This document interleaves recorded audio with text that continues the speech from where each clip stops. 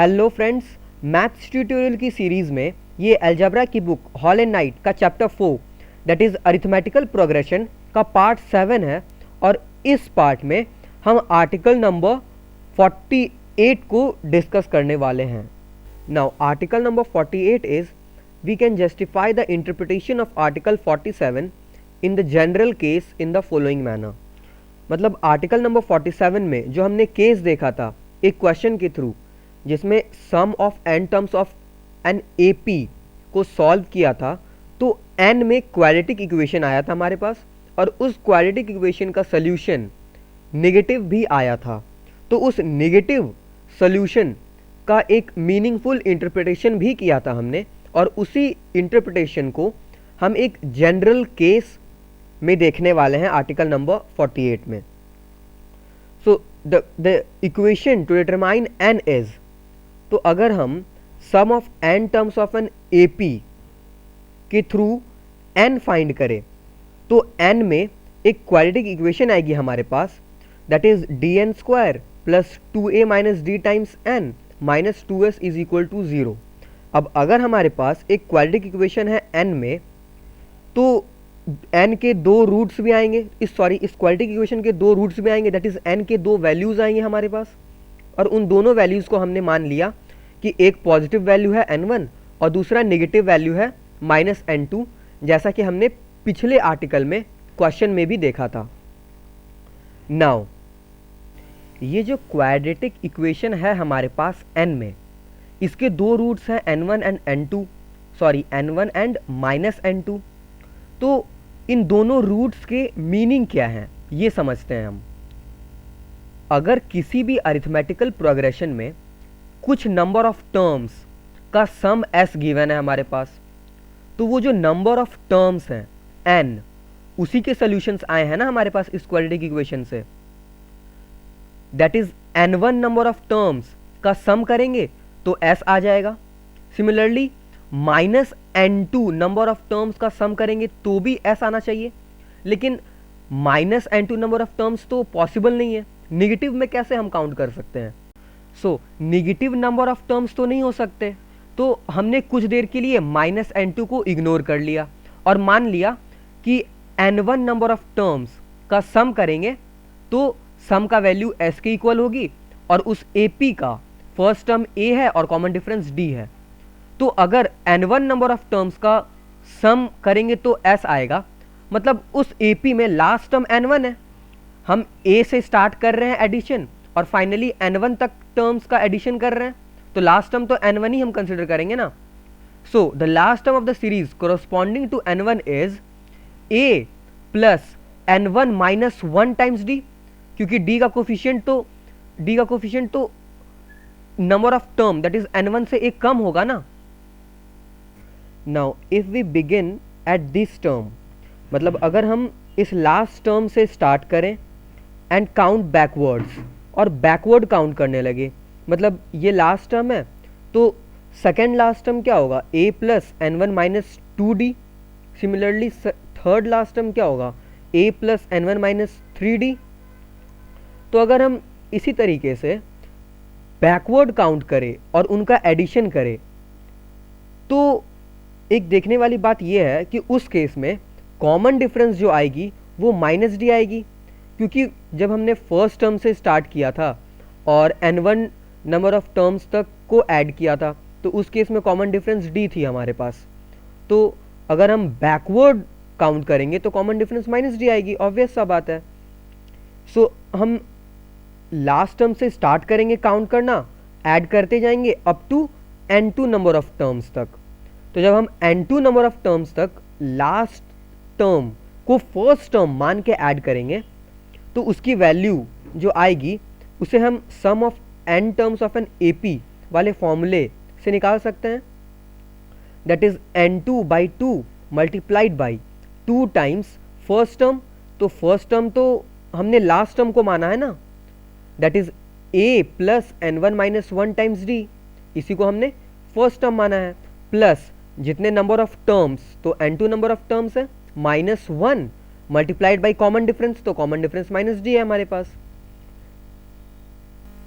Now we shall show that this is equal to s. अब हमें ये दिखाना है कि ये जो एक्सप्रेशन है इसकी वैल्यू एस के इक्वल है। ऐसा क्यों? क्योंकि पिछले आर्टिकल में, दैट इज आर्टिकल नंबर 47 में जो हमने क्वेश्चन किया था उसमें भी हमने यही किया था। लास्ट टर्म से स्टार्ट करते हुए n2 number of terms, n2 वहाँ पर 4 था, तो लास्ट 4 टर्म्स को ऐड किया था और ये देखा था कि उन लास्ट चारों टर्म का एडिशन भी s के इक्वल ही आ रहा था। तो यहाँ पर भी हम एक जनरल केस डिस्कस कर रहे हैं ना, तो यही शो करना है हमें कि लास्ट टर्म से अगर n2 नंबर ऑफ टर्म्स का एडिशन करें तो उसका भी वैल्यू s के इक्वल होगा। अगर ऐसा आ जाता है तो उस निगेटिव आंसर n2 जो एक निगेटिव रूट आ रहा है इस क्वाड्रेटिक इक्वेशन का, उसका भी हम एक मीनिंगफुल इंटरप्रिटेशन कर सकते हैं। नाउ हमने इस एक्सप्रेशन को एज इट इज़ यहाँ पर लिख दिया और इस पूरे एक्सप्रेशन को मैंने दो पार्ट में डिवाइड कर दिया है, बैकग्राउंड कलर ग्रीन कर दिया है और ग्रे कर दिया ताकि समझने में ईजी हो। नाउ हमने सारे टर्म्स को सिंपलेस्ट फॉर्म में ब्रेक कर दिया है।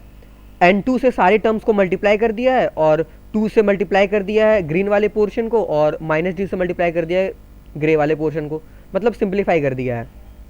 तो जो वैल्यू आएगी हमारे पास वो होगी 2 times an2 plus 2 times n1 n2d minus 2 times n2d minus n2 square d plus n2d। या अगर आप सॉल्व कर रहे हो कॉपी पे, आप सॉल्व करके देख सकते हो, यही आने वाली है।